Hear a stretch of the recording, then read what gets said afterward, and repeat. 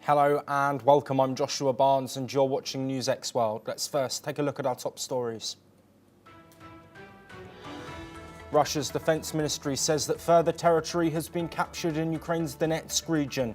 This comes as the Kremlin confirmed that President Putin and US President Trump will discuss settling the Ukrainian conflict in Alaska with the two leaders to hold a joint conference after the talks. Meanwhile, Ukrainian President Volodymyr Zelensky has met with UK Prime Minister Keir Starmer at Downing Street ahead of the vital talks between Trump and Putin. It comes as the Ukrainian leader says Europe has pledged $1.5 billion worth of US aid, as France's Emmanuel Macron says Trump has ruled out NATO being part of security guarantees for Ukraine. Meanwhile, strikes have been reported from both Kyiv and Moscow. Injuries have been reported after Ukrainian drone attacks in Belgorod and Volgograd. It comes as Russia's defense ministry says that several Ukrainian missile factories have been hit by Moscow's military. Israel's far-right finance minister Bezalel Smotrich has approved plans for a settlement that will split East Jerusalem from the occupied West Bank. His office says the move would bury the idea of a Palestinian state. A UN commission has found that violence against Syrian Alawites likely included war crimes, this in a report released today. Sectarian violence in the Alawite heartlands saw murder, torture and inhumane acts carried out.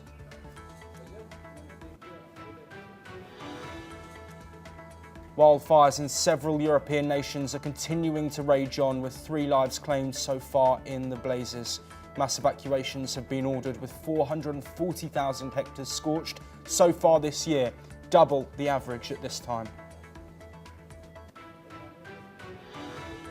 Brazilian ex-President Jair Bolsonaro's lawyers have called for an acquittal in his trial over an alleged coup. Bolsonaro was defeated in the 2022 election by President Lula and has been placed under house arrest by the Supreme Court. The Houthis have claimed a strike on Israel for the second straight day, with the IDF claiming to have intercepted a missile from Yemen targeting the Ben Gurion airport. Explosions were heard across central Israel and Jerusalem.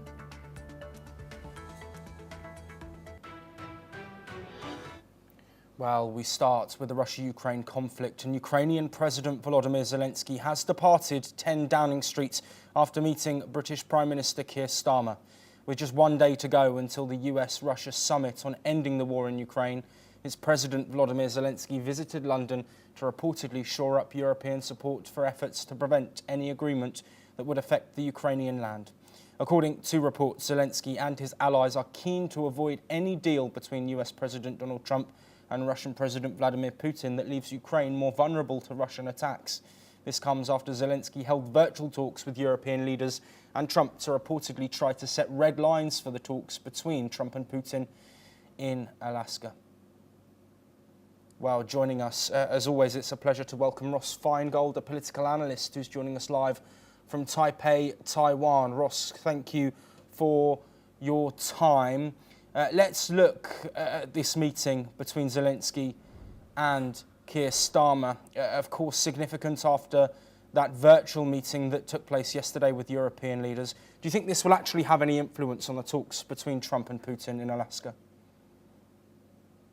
It's hard to be optimistic about that if we're looking at it from the perspective of President Zelensky. Trump has set this in motion.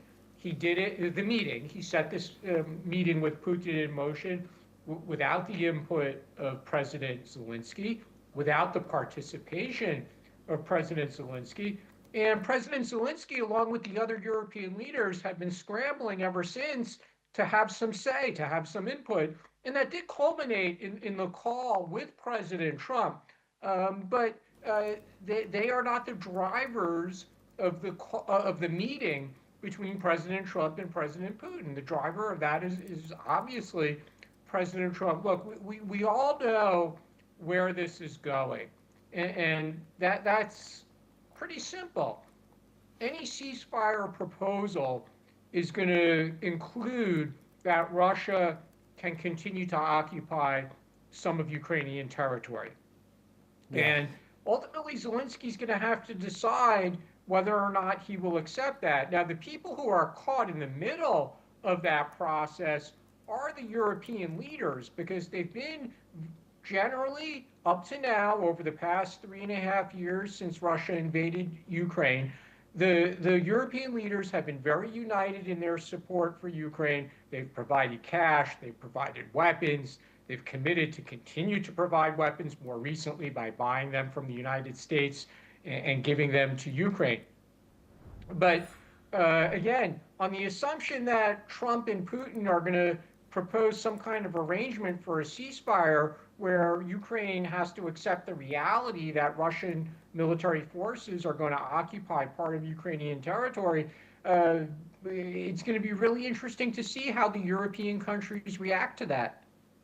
Yes, absolutely. And Ross, of course, ahead of this meeting, so much on the line potentially. Europe very clear that they don't want Ukraine to be more vulnerable, potentially as well for their own security reasons. But this could be the pinnacle in discussion over a peace deal.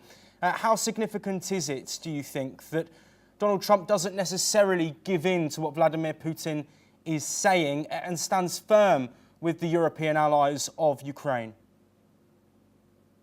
There are a lot of variables there. One variable is there's been past proposals that certain European countries, the European countries with a more formative military capability, like Germany, France, and the United Kingdom, might provide, I hesitate to call them peacekeepers, but they would provide an on-the-ground military force on the front line that would act as some kind of tripwire against further Russian military attacks on Ukrainian territory. Again, that's just a variable at the moment. We don't know if the Europeans are willing to do that.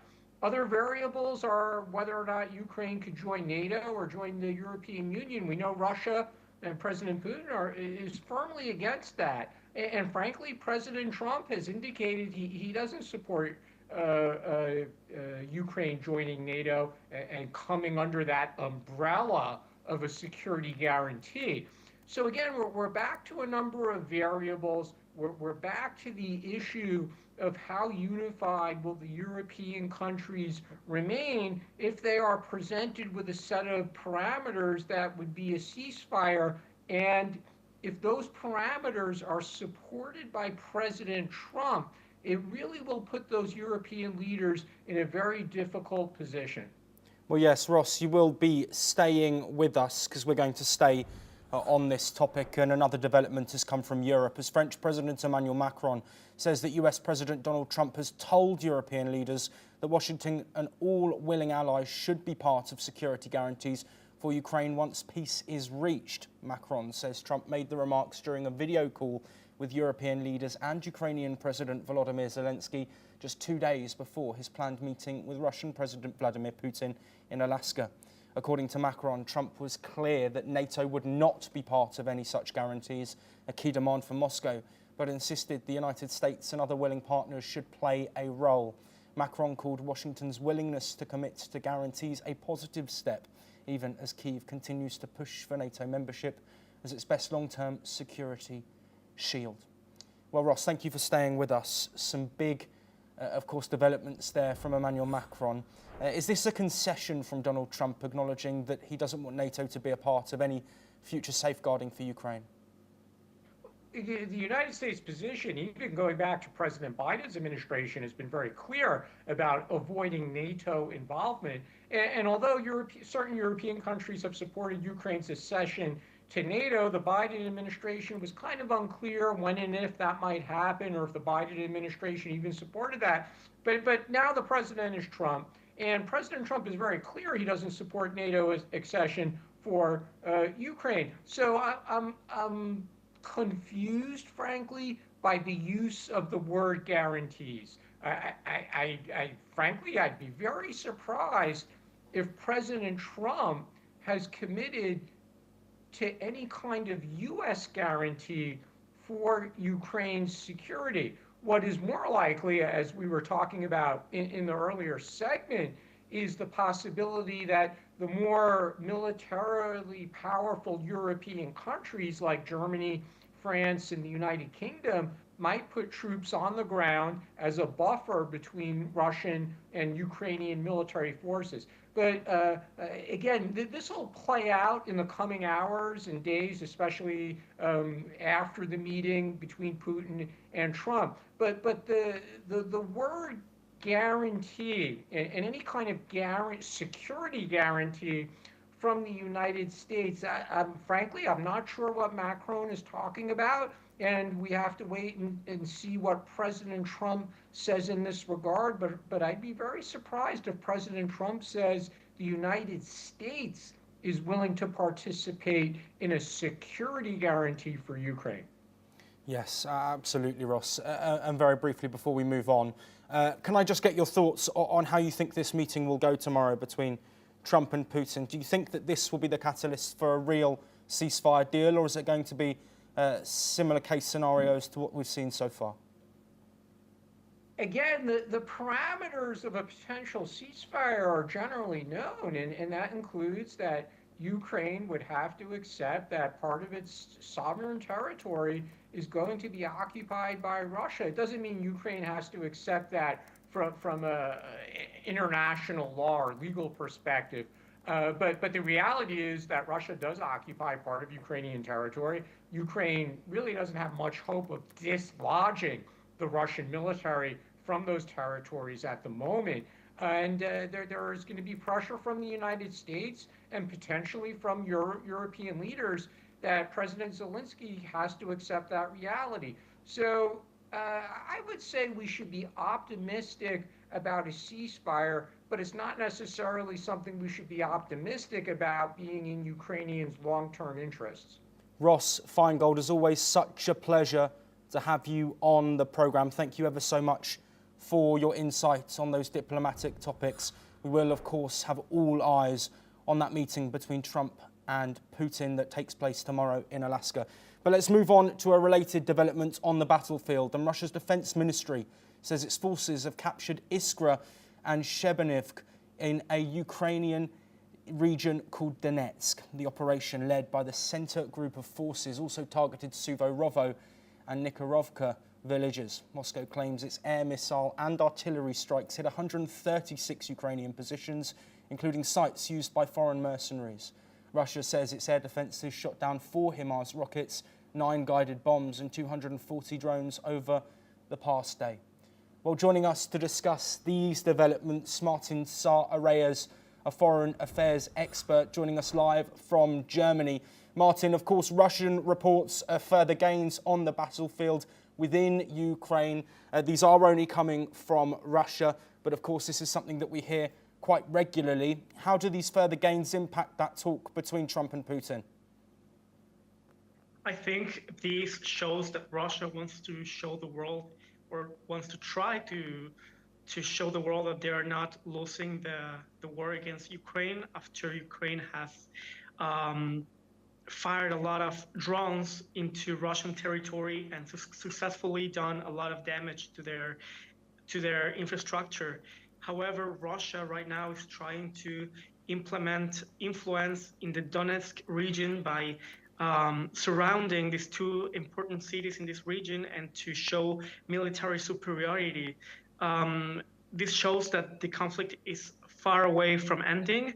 It shows that Russia wants to give a symbolic move in order to show that they are moving forward towards winning the war. But in this case, both countries are absolutely strong in their capacities. Ukraine is absolutely strong with their implementation of attacks with drones, and Russia is actually doing pretty well in their field movement. So I think this is pretty interesting, and this is gonna end up giving a long retaliation in this conflict. Yes, absolutely. And Martin, building off that, of course, President Trump in recent days saying that both Russia and Ukraine may have to cede land, given that most of the land that is in contention, of course, is being controlled by Russia, but is originally Ukrainian land. How do you think these advancements play into that rhetoric from Donald Trump? I think right now, the new strategy of Donald Trump is not gonna end up in a diplomatic, diplomatic terms, and it's absolutely, this war is absolutely not into a solution using diplomacy, because not Russia and neither Ukraine are willing to give up on their lands. Donald Trump at the beginning was very skeptical within the Ukrainians, but right now he's realizing that his move in neutrality is not being very supported and popular within the Western population, and his further strategy has been seen as being an ally of Russia, something that is absolutely negative for his campaign. So right now he's trying to shift this view. He's trying to be more pro-Ukrainian and trying to push Russia into a ceasefire, but I don't think none of these parties involved is gonna try to give up on their lands. And I think the war is not close to be done. Yes, Martin, if you could stay with us as we continue to look at developments from military action within the Russia-Ukraine conflict. Ukrainian drones have struck 2 Russian cities, injuring at least 16 people just a day before the US-Russia summit on the war in Ukraine. In Rostov-on-Don, a drone hit an apartment building, wounding 13 people, according to local reports. In Belgorod, 3 people were injured after a drone struck a car in the city centre. And in Volgograd, falling drone debris sparked a fire at an oil refinery. Meanwhile, President Donald Trump and Russian President Putin, of course, are set to meet in Alaska, this hoping to seek an end to the 3.5-year war. Well, Martin, thank you once again for staying with us. Attacks from Ukraine, seemingly attacks being reported by Russia on apartment buildings. Of course, the rhetoric coming out of Kyiv has been that only military facilities have been struck by Ukraine. Could this be, if Russia are to be believed, could this be a potential shift from Ukraine ahead of those peace talks? Something that we often see in battle before a ceasefire is agreed, strikes tend to intensify. Of course, I think that that Ukraine is also failing to try to achieve peace. Obviously, Russia has been the principal aggressor in this conflict, but also this is the second time that Ukraine is attacking before dealing with Donald Trump. So it shows that actually Zelensky is also not interested in putting an end to this war. Obviously, Putin is not also willing to give up on his interests, but because of Donald Trump pushing him into an end, it shows a light in order to end this war. But again, this attack from Ukraine is gonna only damage the possibility of ending the war. With a ceasefire and knowing the Russian strategy, the Russians are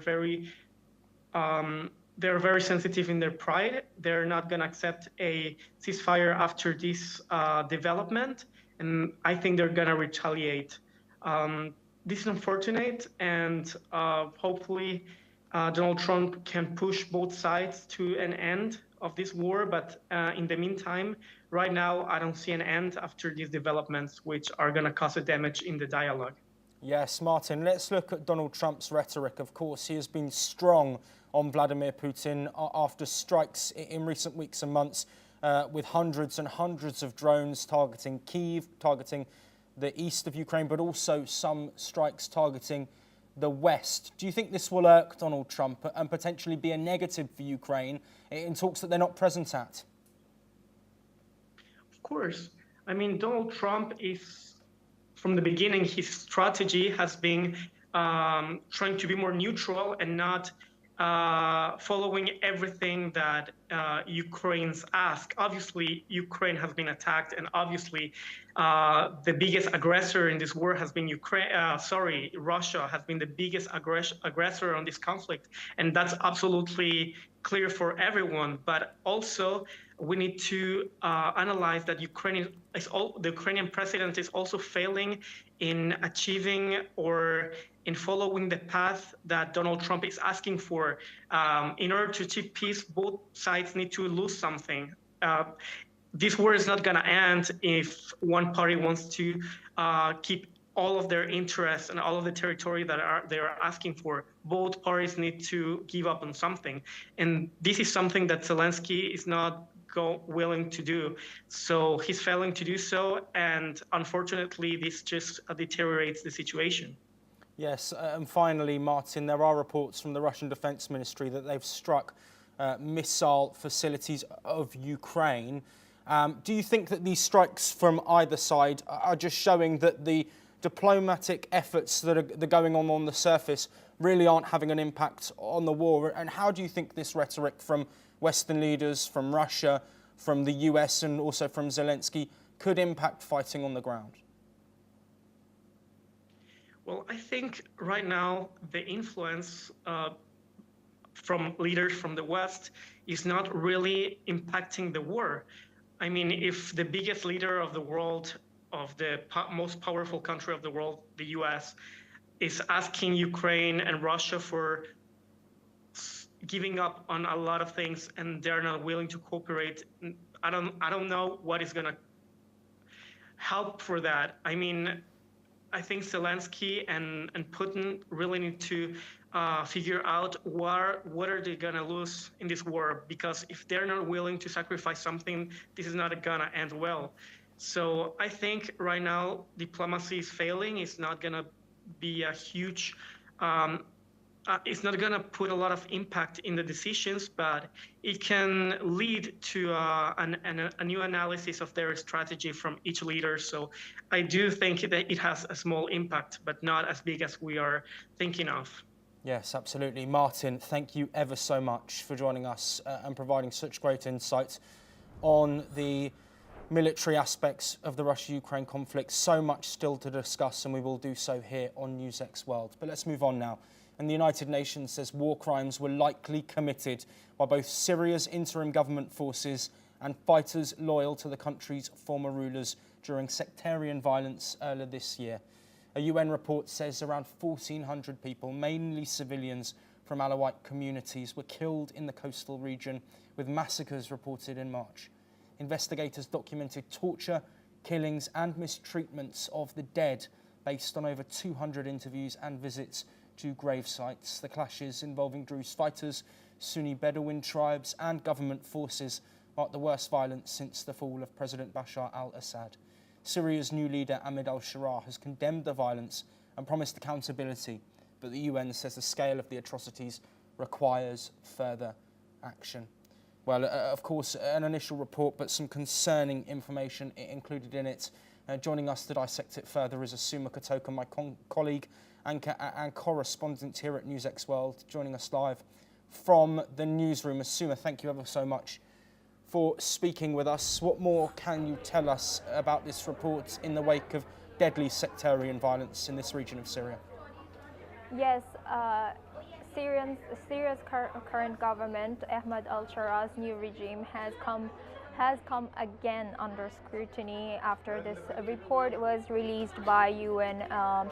In their words, it says murder, torture, and inhumane acts related to the treatment of the dead, widespread looting, burning of homes, all of which displaced thousands of civilians. So this has been happening, and with the ousted government supporters who live in Latakia and who are known as Alawites. So Alawites is a part of a Shia religion of Islam, and they have a huge, or they have been living in Syria's northern region called Latakia and they have been known to be, most of them, to be in support of the ousted Syria's regime head, and Bashar al-Assad, and also his father, who was the former leader of Syria. So since 1970s, they have been involved very heavily with the government, both Bashar al-Assad's father's government and Bashar al-Assad's government. So these killings and tortures have been systematic and has been seen, the reason has been seen as revenge killings by most people. The torture included brutal things such as dead bodies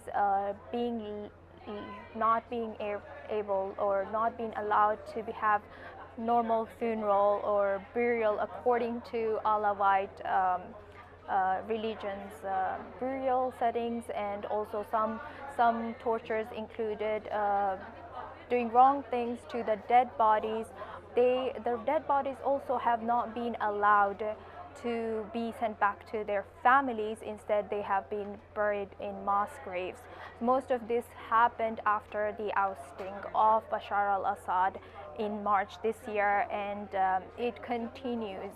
It's not fully ended, as I mentioned that this is seen as a revenge killing by some Syrians, including people who are in the interim government of current leader, but Ahmad al-Sharaa. So Alawite have been in this kind of situation for a while now, and until and unless something changes in this system, they might be in danger again. Seema, thank you ever so much for that insight. Of course, a lot to unpack here. This is a report from the UN. We wait for responses from the Syrian regime and other parties involved. It's also important to acknowledge that, of course, Ahmad al-Sharaa is looking to improve the situation in Syria and move forward past the period of instability. This report, of course, raises further questions about the Syria regime and the state of life in Syria. We will continue to unpack this here on NewsX World, but for now, that is all we have time for. For more of the latest from across the world, stay tuned. Thank you.